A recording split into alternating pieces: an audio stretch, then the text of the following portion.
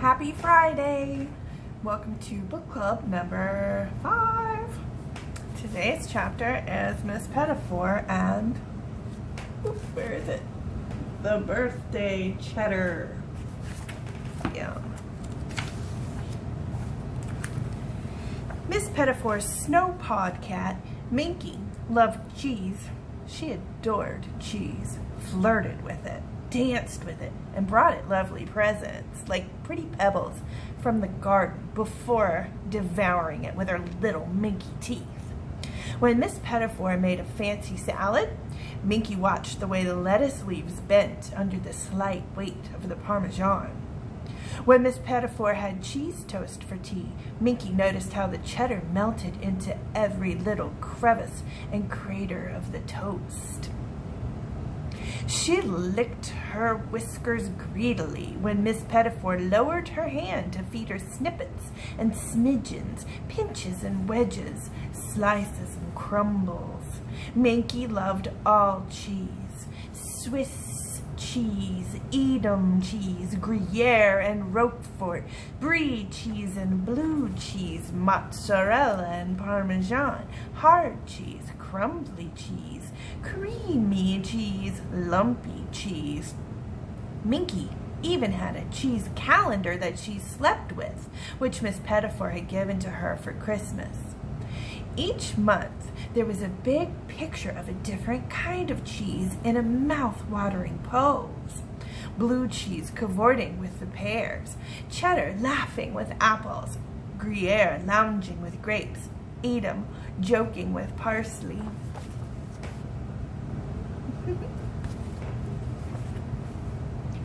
Well, it was Minky's birthday, and there was no doubt what her present should be: a huge wheel of extra old cheddar that would take Minky at least a month to eat. Cheese paradise. This was a special week since there was an occasion of Minky's birthday party to look forward to. But in fact, every week was fun with Miss Petitfour, who followed a strict schedule of fun and more fun. For example, on Tuesdays, Miss Petitfour and the cats took dance instruction with their young friend Pleasant Patel at the Twirlabout School of Dance. Their son was an enormous tap shoe, where they learned every sort of step ever invented: ballet, tango, waltz, samba, gavotte, Scottish reel, bunny hop, hip hop, foxtrot, bourrée and bergamasque, bossa nova and bolero, brando, buck and wing, conga and cotillion. Now, hold on a minute. I know what you're thinking. Why would anyone want to know the steps to all these dances? Well, suppose one day you're sitting next to a billionaire on the bus, and he turns to you and says, "If you can name me 20 dances I've never heard of, I'll give you a silver dollar." Then you'll be glad you read this long list of dances, won't you? And Miss Petitfour and Pleasant also thought there may come a day when all the prancing and twirling would come in handy. Here they are dancing. And there's your shyness. She's dancing with them too. Where were we? Oh yes, the hula, the hornpipe, the hambo, the fandango, the farandole, limbo, colo, mambo, mazurka, minuet, merengue, moresca, and polka, rigadoon, rondelle, saltarello, strathspey, and Miss Petitfour's very favorites, the tarantella and the trickety. On Thursdays, Mrs. Collarwaller closed her bookshop early and brought over her big book of ballads, a heavy leather volume with gold embossing, which took both of her arms to carry, and also her pocketbook of sea shanties, which was only the size of her hand but was as thick as 10 cheese sandwiches.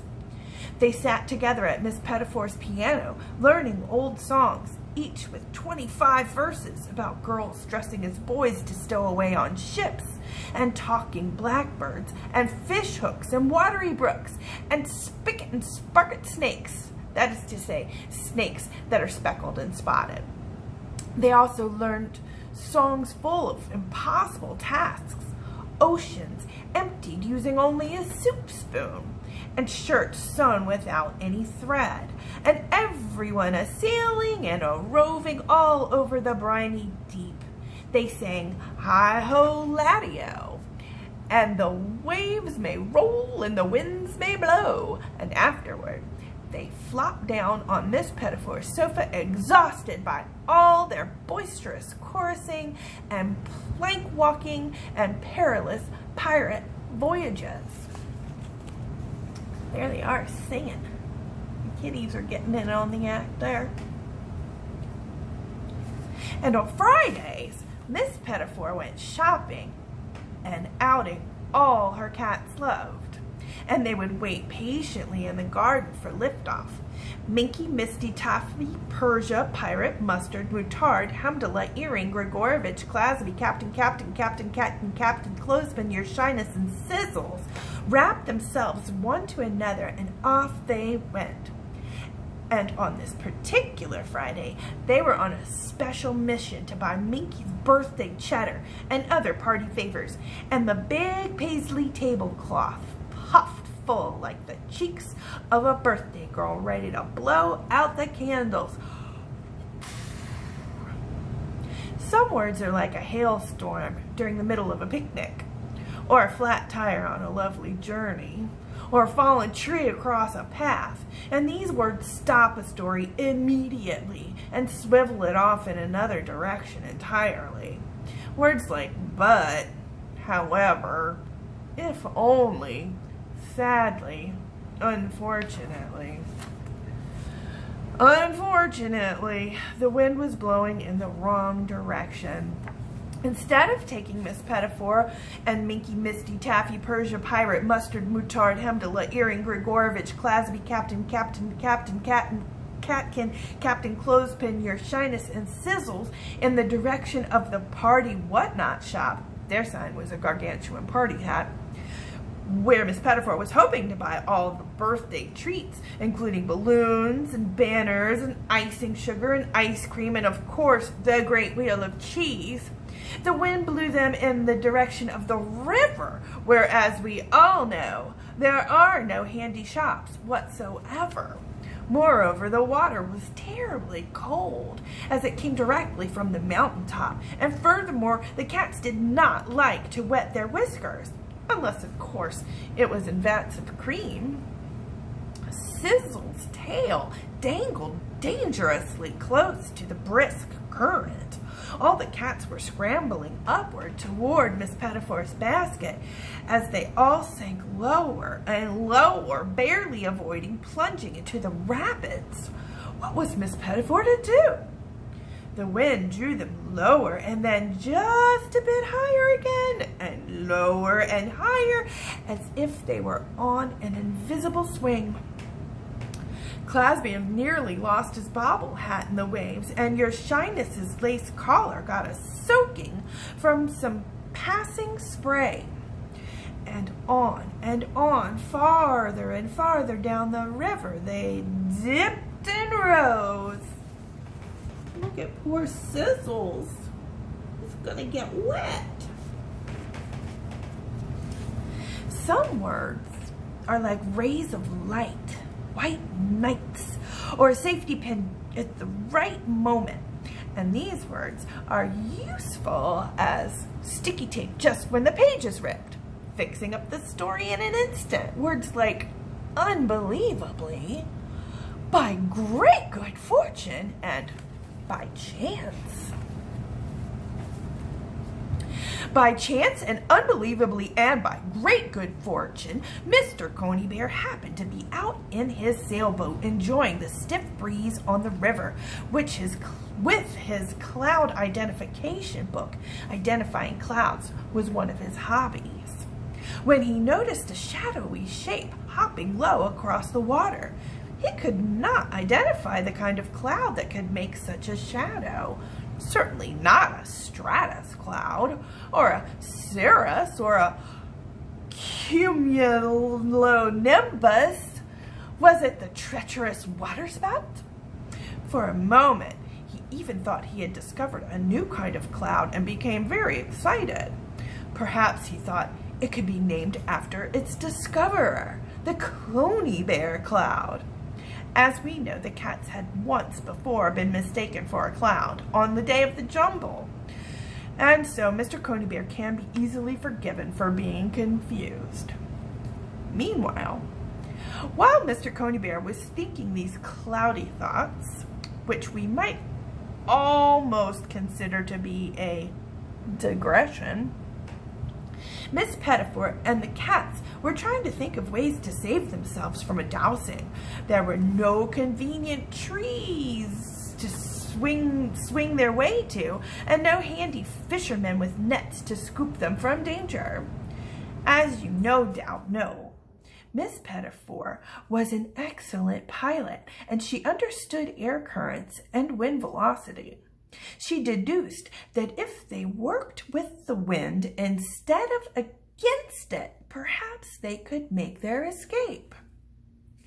Now, do you think it is wise to work with the wind instead of against it? Yes, it is.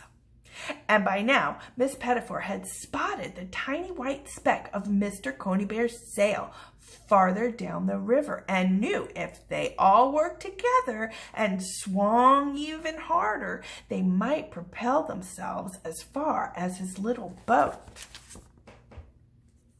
They need to get there. So with a brief instruction to her cats and the captain cat's mewing captainy commands, they began to throw themselves, first in one direction, then another, wildly swinging like the pendulum of a grandfather clock. All was going very well until Mustard and Moutarde got confused and went one way instead of the other. All the cats collided in a bang-up, snarling mess. They were just about to plummet into the water when suddenly all those Tuesday afternoons of twirling finally became useful. "Waltz!" commanded Miss Petitfour, and the cats quickly obeyed, waltzing in perfect unison above the rushing river. Expertly, they swayed through the air, never missing a step, and in another moment they were safely out of danger. By now, Mr. Coney Bear had realized he was not seeing a waterspout, for waterspouts do not waltz. He recognized the familiar furry cat rope and wondered if the capable Miss Petitfour might welcome the use of his sailboat. Swiftly, he steered his sail in the direction of their tails. Miss Petitfour's navigation was perfect, and at exactly the right moment, for it really wouldn't do for Miss Petitfour to fly past Mr. Coney Bear's little boat and miss it entirely, Mr. Coney Bear tossed a rope high into the air the way someone might throw confetti at a wedding, and Sizzles, in mid-waltz, caught the end of the rope expertly with his tail. Then, in a graceful fall of fur, all the cats primly plopped onto the deck. At the same time, Miss Petitfour nimbly gathered in her tablecloth and landed on the pillow right next to Mr. Coney Bear, who, with a bashful smile, said how very pleased he was that she was able to plop by. Both wild and mild adventures are made for the pleasure of returning home, and after a stop at the shop for a packet of fake mustaches, a box of chocolate buttons, sugar donuts, spumoni, catnip, and party favor whatnots, and of course a huge wheel of birthday cheddar, Miss Petitfour, Minky, Misty, Taffy, Persia, Pirate, Mustard, Moutarde, Hemdala, Earring, Grigorovitch, Clasby, Captain, Cat King, Captain Clothespin, Your Shyness, and Sizzles all piled into Mr. Coney Bear's red sports car and were home in no time at all. A huge birthday tea was prepared, including Minky's favorite 2-layer birthday cheddar cake, double round cheese paradise. That looks like a good party. This guy's got on a mustache. They are just having some fun.